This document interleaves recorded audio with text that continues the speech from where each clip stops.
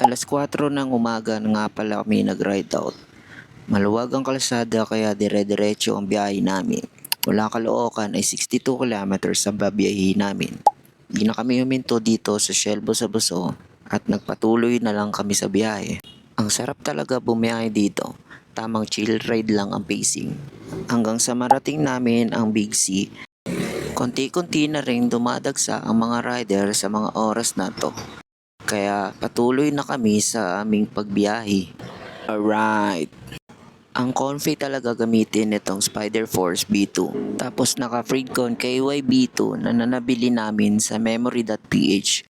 Second stop pala namin dito sa Manukan. Ang laki ng pinagbago. Yung dating napakaraming puno na pagsisilungan, ngayon ay wala na. After namin magpahinga ay dumiretso na nga kami sa aming paglalakbay. Chill ride pa rin ng pacing hanggang sa narating na namin ang arko ng Cuyambay. Lagpas lang ito ng padayon. Palusong at rough road ang daraanan kaya ingat Earth. Ito nga pala yung pinunta namin. Ipa-flash ko na lang sa screen.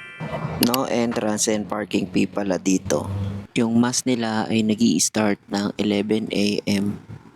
May konting lakaran lang papunta doon sa Mama Mary na malaki, kaya kayang-kaya ng mga trentahin. Malaki pala siya sa personal. Malaking Mama Mary na napapalibutan ng mga puno. Worth it din yung dinaanan namin para lang mapuntahan ito. 1K lang pala ang budget namin sa biyahe ito, kaya dito na lang kami kumain sa padayon.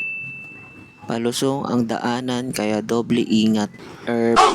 Medyo nagutom rin kami sa biyahe kaya ang in-order namin ay Pinoy Big Breakfast, Extra Rice at Tanay Latte. Ang in-order namin at hinati na lang namin equally. Tamang hati lang ng kanin na mala Moises. Napakadami niyan guys, solid yung serving. Ang hatian pala namin dito guys ay 30-70.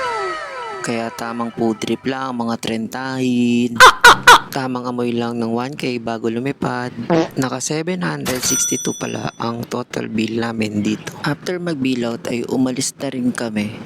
Bago kami umuwi ay nagpagas pa kami ng 215 pesos. Total of 977 ang naginastos namin ngayong araw. Success ang aming 1K budget date challenge. Hanggang dito na lang guys. Salamat sa panonood. Anong challenge na naman kaya ang susunod na gagawin namin?